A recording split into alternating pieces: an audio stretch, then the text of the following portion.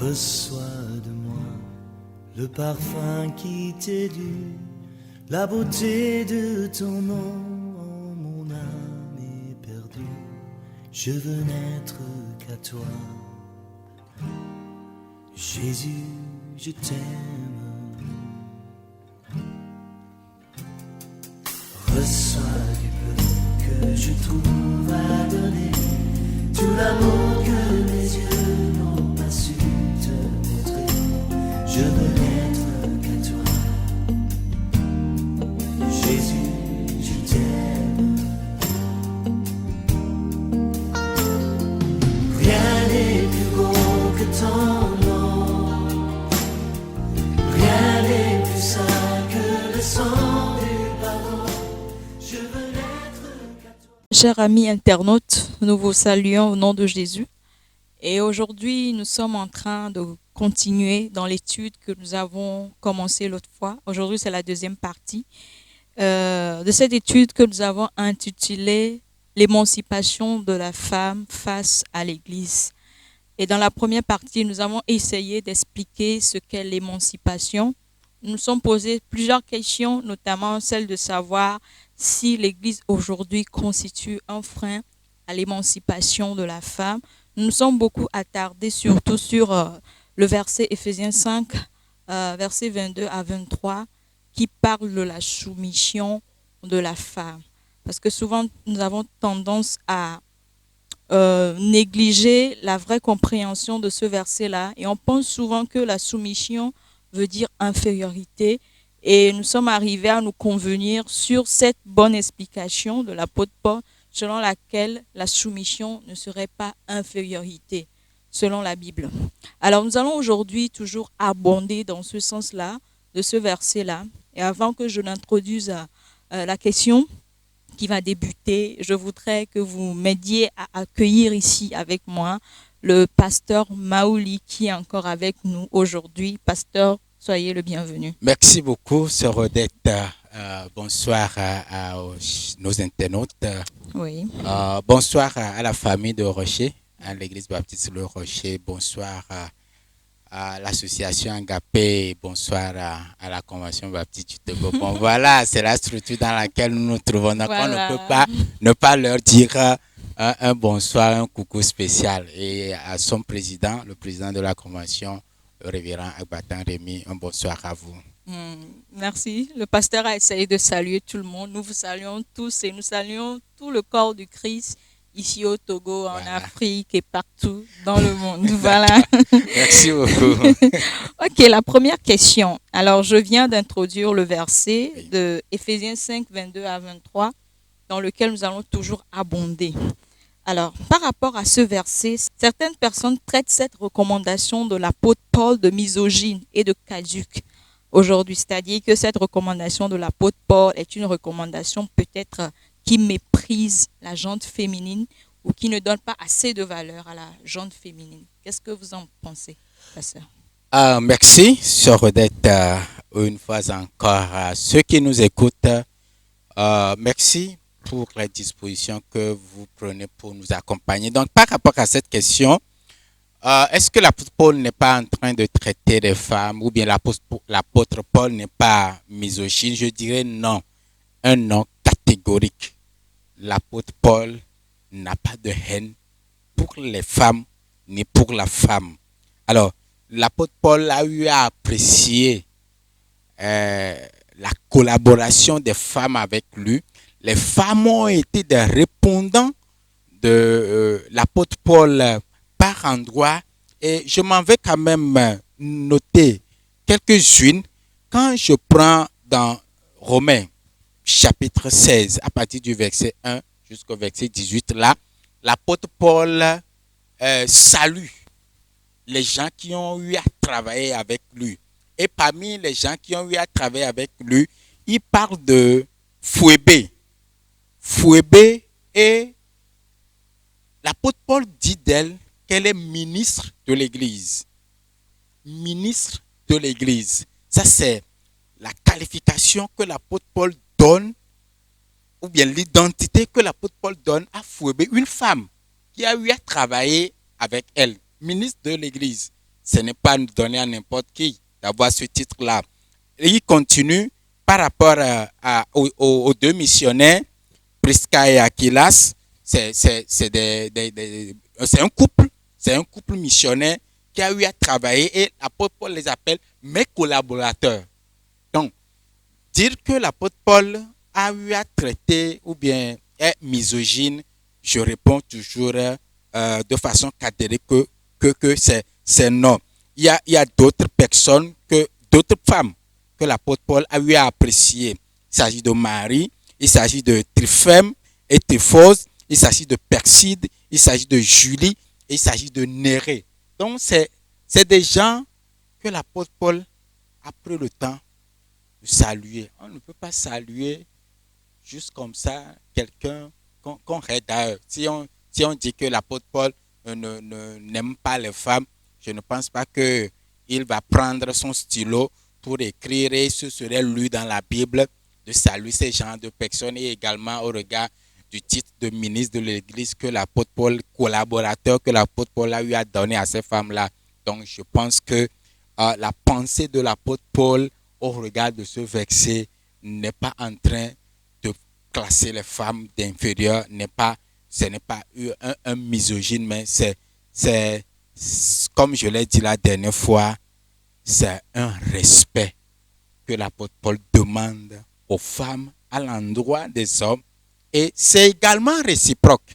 Quand je dis également réciproque, l'apôtre Paul a eu à demander également aux hommes de respecter les femmes. Donc voilà ce qu'on peut dire par rapport à cela. Donc voilà, et je peux même également peut-être souligner quand vous allez lire dans 1 Corinthiens chapitre 7, 1 Corinthiens chapitre 7, quand il s'agit de relations sexuelles dans le couple, l'apôtre Paul dit que cela soit un consentement entre la femme et l'homme. Donc, cela veut dire que l'apôtre Paul a de la place pour la femme. Merci. La femme a sa place. Oui. Alors, quelqu'un qui nous suit maintenant dira peut-être que ça, c'est l'apôtre Paul, que l'apôtre Paul arrive facilement à reconnaître la place de la femme. Mais quand on prend en général la Bible elle-même, on a remarqué que la Bible fait rarement référence à la femme quand il s'agit des généalogies. Par exemple, lorsque nous venons dans le Nouveau Testament, déjà dans Matthieu 1, où on a commencé à parler de la généalogie de Jésus-Christ, on a dit Abraham engendra Isaac, Isaac engendra Jacob, et ainsi de suite. À aucun moment on n'a vu le nom d'une femme.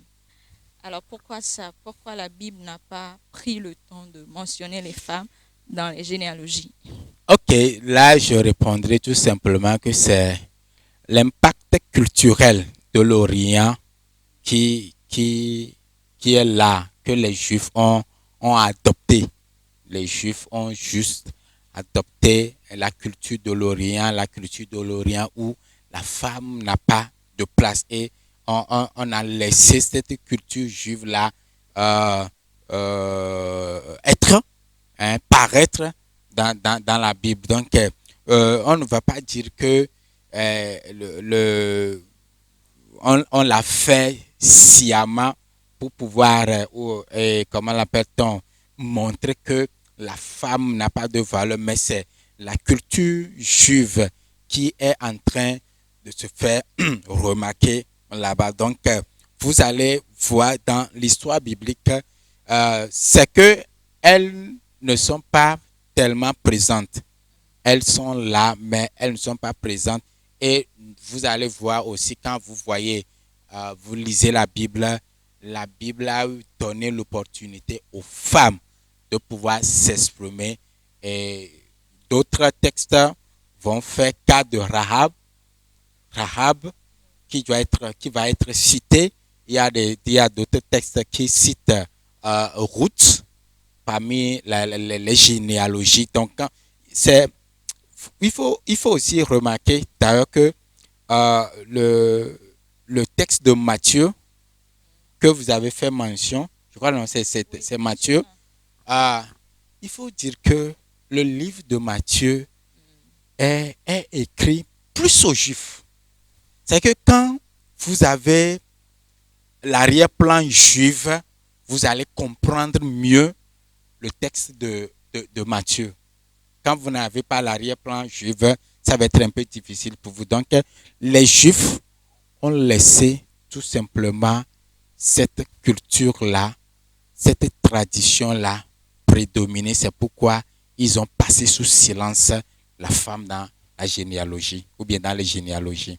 Voilà. Merci, pasteur. Alors, la question suivante dit, est-ce que les femmes ont-elles une compétence religieuse? Si oui, quelle est la place et le rôle de la femme dans l'Église? Est-ce qu'il y a des tâches dans l'Église que la femme peut facilement faire? Est-ce qu'il y a des tâches que les femmes peuvent faire facilement dans l'Église? Oui, les tâches. Je l'ai dit la dernière fois, quand le Saint-Esprit est arrivé, ou bien le don du Saint-Esprit est communiqué, on n'a pas dit que toi, tu es femme, tu ne peux pas avoir le don de prophétie, tu ne peux pas avoir le don d'enseignant. Non, la Bible n'a pas dit le don, le Saint-Esprit n'a pas catégorisé pour dire que bon, les femmes là, vous allez recevoir seulement, comment l'appelle-t-on, le don de chanter dans la chorale et puis dans le groupe musical et puis c'est fini. Non, les femmes ont également reçu le même esprit que les hommes et enseigner, prêcher la parole de Dieu est dévolue également aux femmes. Donc, je voudrais nous inviter à laisser, à accorder, à donner une chance aux femmes de pouvoir exprimer ou bien de pouvoir extérioriser le don qu'elles ont reçu. Elles ont reçu le don d'évangéliste, le don d'enseignement, le don de diaconat, le don de quoi? De prêcher la parole de Dieu. Donc, tout ce que les hommes peuvent faire dans l'Église, les femmes aussi peuvent le faire.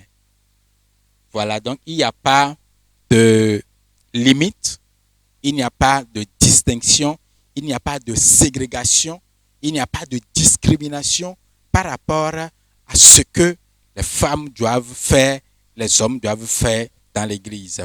Voilà ma réponse. Merci, pasteur. Alors, comment se fait-il qu'aujourd'hui, on ne trouve pas assez de femmes dans les fonctions ecclésiastiques? Et je ne sais pas pourquoi. Est-ce que c'est à cause des versets, notamment de 1 Corinthiens 13, 1 Corinthiens 14, 1 Timothée 2, là où l'apôtre a dit, par exemple, qu'il souhaiterait que les femmes n'enseignent pas? Non, il faut bien dire, c'est bien écrit là-bas que oui, je ne permets pas à la je femme. ne permets pas. Voilà, il faut pas, il faut être direct, oui, il faut voilà. être direct. Le texte là, le texte de 1 Timothée Voilà. 2 est là, Voilà. où il était question, je ne permets pas Je la ne femme. permets pas. Il a été même plus direct que Oui, ce que je oui, suis en train de oui, dire. oui. Est-ce que c'est à cause de ces versets-là? Ok, je ne vais pas cesser de le répéter.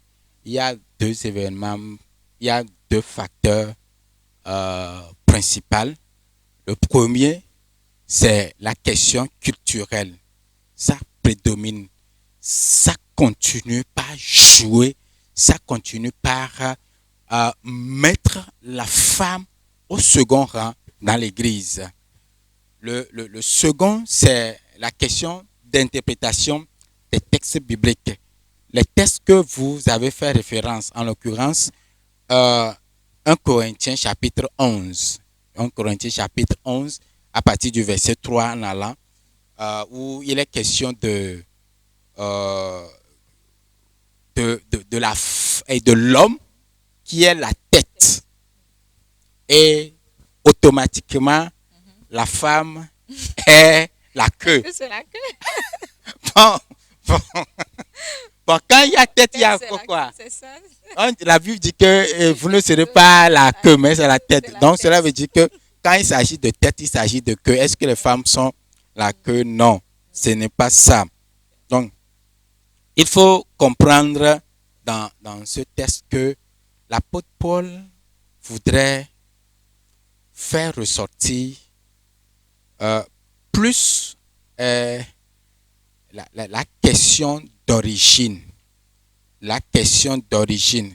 C'est-à-dire que le mot qu'on a eu à expliquer à interpréter par tête, c'est qu'il fallait pour les Grecs. Alors, quand vous le prenez dans le sens de origine, l'interprétation que nous allons faire ressortir de 1 Corinthiens chapitre 11 cadre bien avec la pensée biblique par rapport à la relation qui existe entre la femme et l'homme. Donc, je vais vous demander un travail de recherche, d'aller voir et puis de relire. Et puis, quand vous prenez, c'est le mot qui fait problème là-bas, c'est tête. Chef, d'autres disent que c'est chef, d'autres disent que c'est tête.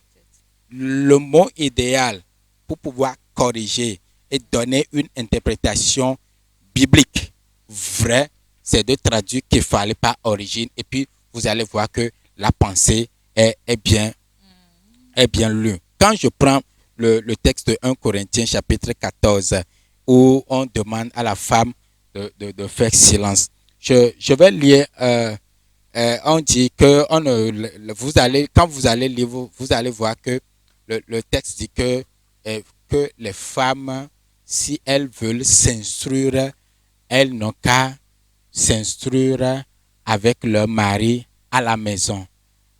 Les femmes n'ont qu'à demander à leur mari de les enseigner à la maison. Alors, quand je prends l'interprétation littérale, je vais poser la question là. Maintenant, les femmes qui n'ont pas leur mari, qui sont converties, elles vont s'instruire comment? Avec qui? Avec qui? Est-ce que c'est le mari non converti qui va enseigner la Bible à la femme convertie? Ça, c'est un.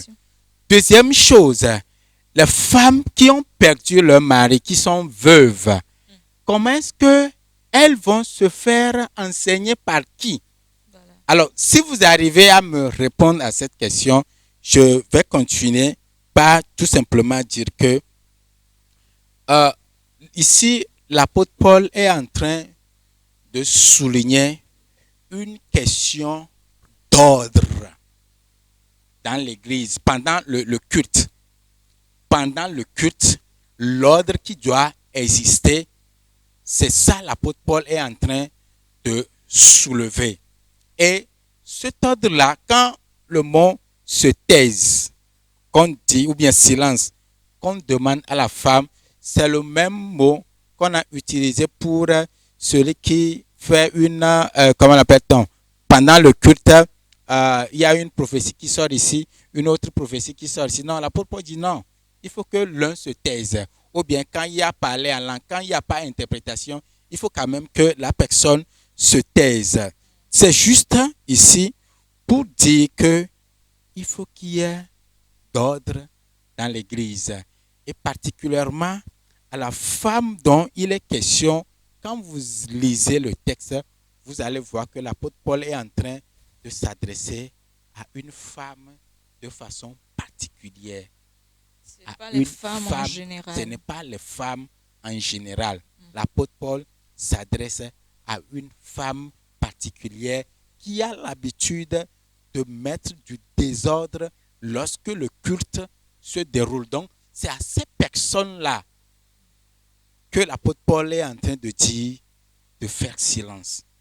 Dans 1 Timothée 2, c'est pratiquement la même chose. Mais ici, la différence est que l'apôtre Paul est en train de combattre l'hérésie. L'apôtre Paul est en train de combattre l'hérésie, les faux enseignements que les gens sont en train de donner dans l'Église. Donc, l'apôtre Paul est en train de dire que ces faux docteurs-là n'ont qu'à faire silence. Et parmi ces faux docteurs, il y a également une femme qui est indexée. Je préfère qu'on le lise, 1 Timothée. Vous allez voir ce que je suis en train de dire clairement. 1 Timothée, donc c'est à partir du verset 11. 1 Timothée 2, à partir du verset 11. Là, on dit, bon, lisons de mieux à partir du verset 9. De même aussi que les femmes, il dit que les femmes vêtues d'une manière décente, avec pudeur et modestie, se parent, non pas de tresses ou d'or ou de perles ou de toilettes somptueuses, mais d'œuvres bonnes, comme il convient à des femmes qui font profession de piété. Le verset 11 dit que la femme, ce n'est plus maintenant les femmes, mais il dit que la femme s'instruise en silence avec une entière soumission. Le verset 12 dit, je ne permets pas à la femme d'enseigner ni de prendre autorité sur l'homme, mais qu'elle demeure dans le silence. Alors vous allez voir qu'il y a les femmes plurielles et la femme singulier. Donc, l'apôtre Paul n'est pas en train de dire aux femmes de ne pas, ou bien, l'apôtre Paul n'est pas en train de dire aux femmes de ne pas enseigner, ou bien de ne pas prendre domination. Mais on est en train de dire à la femme. Donc, oui, il y a une femme précise qui est là et l'apôtre Paul est en train de s'adresser à cette femme-là.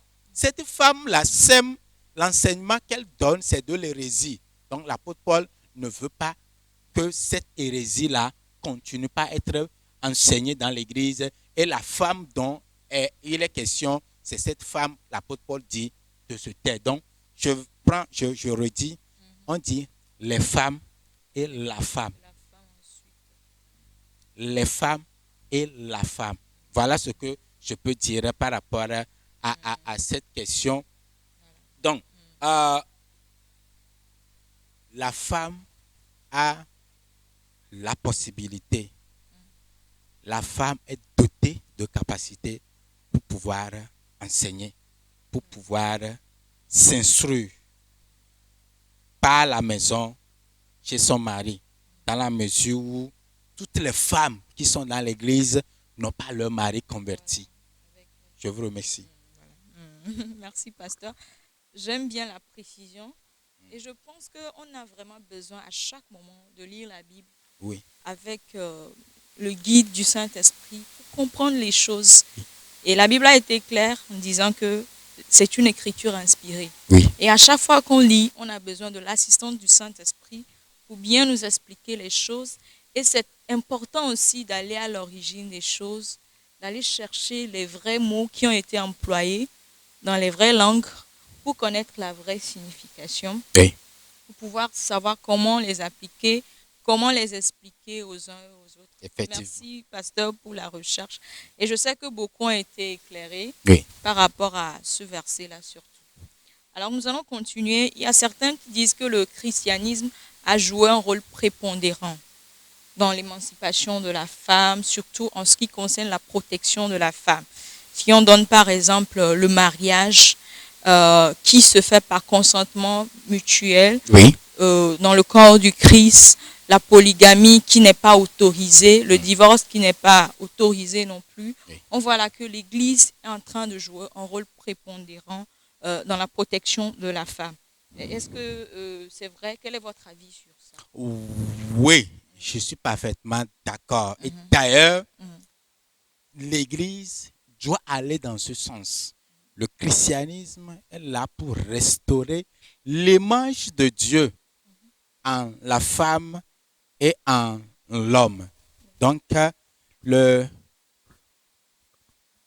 christianisme est un élément indispensable pour permettre à ce que la femme s'épanouisse,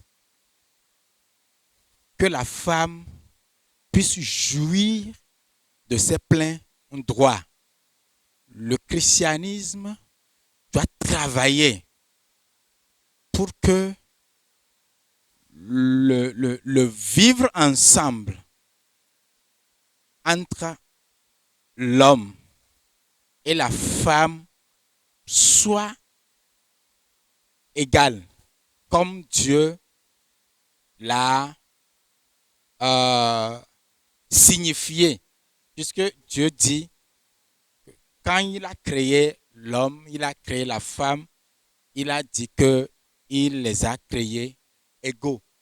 Donc, il faut que le christianisme, pas la religion, il faut que le christianisme amène et les hommes et les femmes à comprendre que c'est ce que Dieu veut pour tout un chacun. Parce qu'il faut que les hommes aussi comprennent. Ce n'est pas seulement la femme, il faut que aussi les hommes comprennent, il faut que les hommes acceptent, il faut que les hommes vivent ça.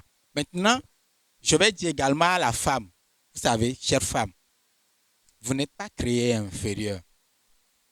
Vous n'êtes pas créé inférieur, vous êtes créé égal à l'homme. Donc, avec le christianisme, vous devrez exceller. Avec le christianisme, vous devez vivre ces valeurs-là. Voilà. Merci, pasteur. Ici, au Rocher, nous faisons l'effort d'impliquer les femmes dans les célébrations des cultes. J'en suis une preuve vivante. Oui, voilà. Je suis même là Voilà. en train de diriger ce débat, cette étude avec vous. Oui. Et même dans les célébrations des dimanches ici à l'église baptiste Le Rocher, j'interviens dans les cultes. J'ai encore des mamans, des sœurs qui interviennent aussi tout le temps. Oui. Alors, ici au Rocher, ça se fait. Alors, quel est votre mot pour les églises qui continuent toujours de vivre cette exclusion-là des femmes dans les fonctions sacerdotales?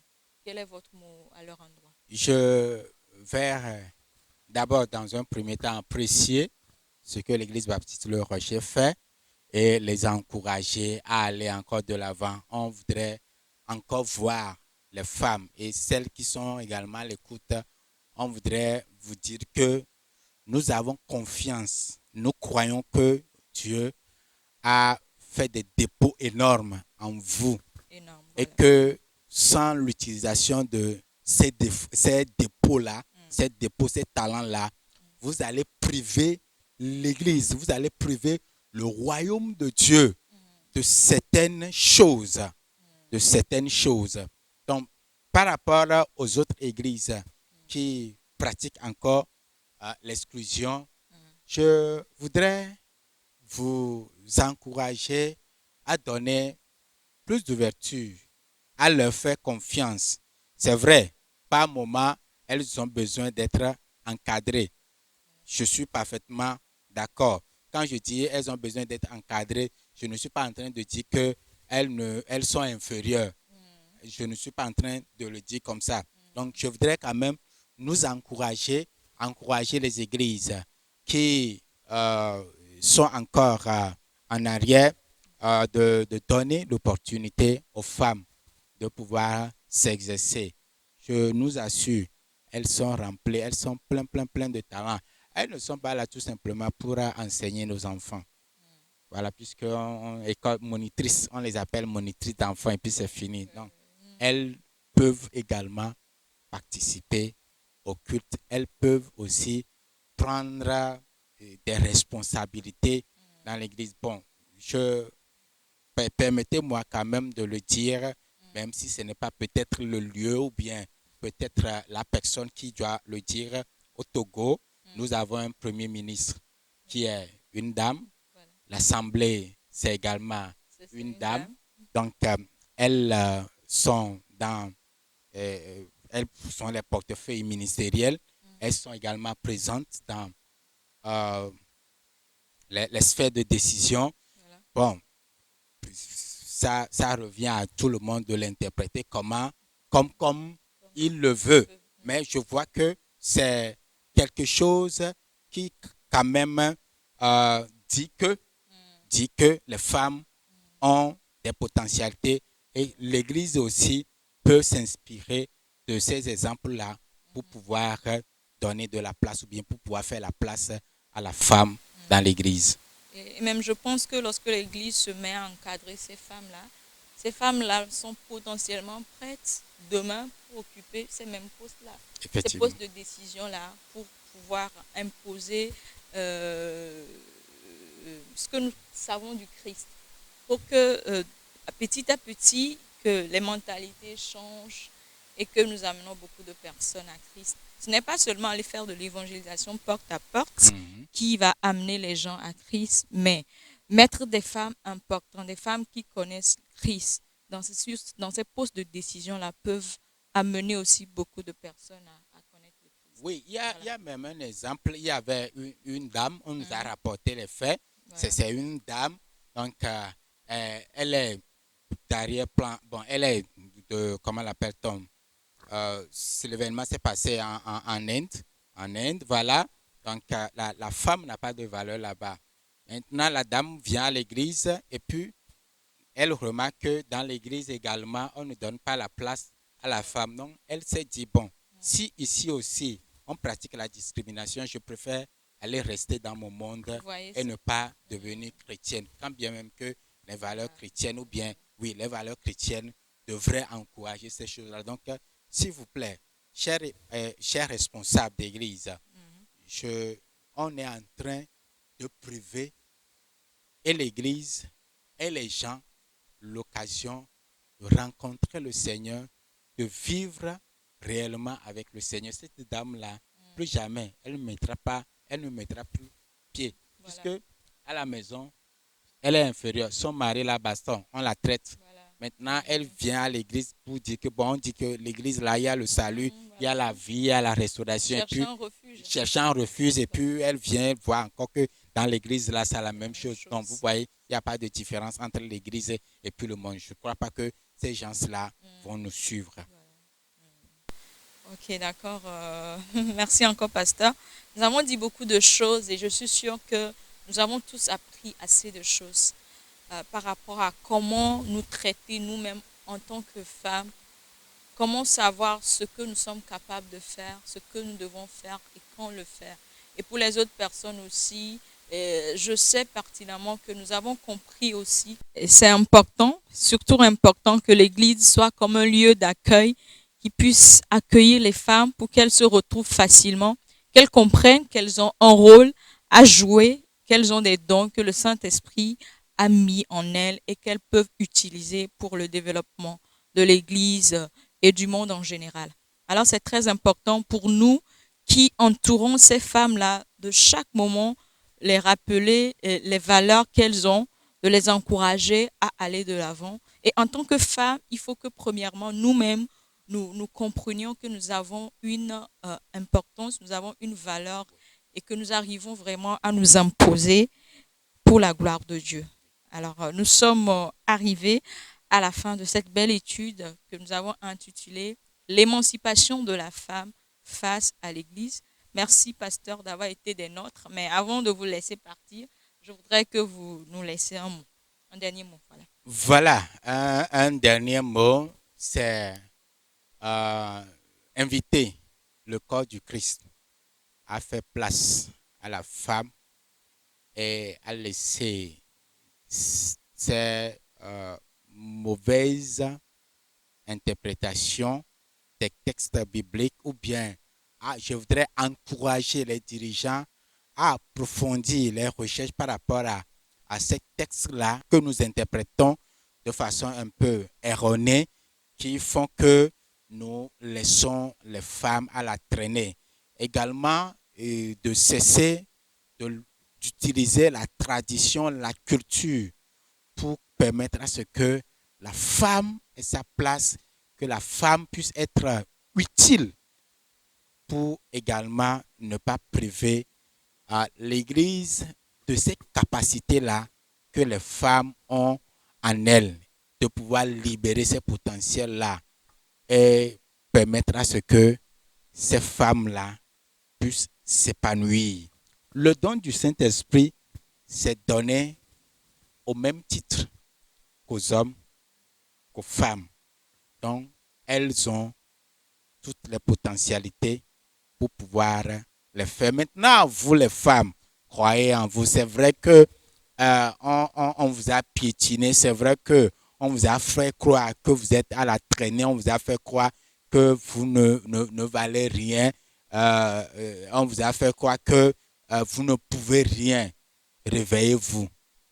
Ne permettez plus à l'homme de marcher sur vous. Mais je ne suis pas en train de vous dire également de porter, comment l'appelle-t-on, de se soulever contre les hommes, de se soulever contre, comment l'appelle-t-on, euh, ce qui est établi pour pouvoir amener du conflit. Donc, laissez-vous diriger par le Saint-Esprit et laissez au Saint-Esprit vous utiliser pour sa seule gloire. Je vous remercie. Pasteur Maouli Gadjo, pasteur assistant à l'église Baptiste Le Rocher, merci beaucoup. Nous faisons un coucou spécial à votre femme. Nous faisons un coucou spécial au pasteur principal ici, à l'église Baptiste Le Rocher, le pasteur Joseph Adjenou, à sa femme, à ses enfants. Un coucou spécial à tous les diacres, à tous les chefs de département ici, à l'église et à tous les membres du Rocher. Voilà, que le Seigneur vous bénisse. Chers amis internautes, nous vous disons merci. Nous disons merci à l'équipe technique qui est là toutes les fois et que le Seigneur vous bénisse abondamment. Amen. Au revoir. Amen. Jésus, je t'aime.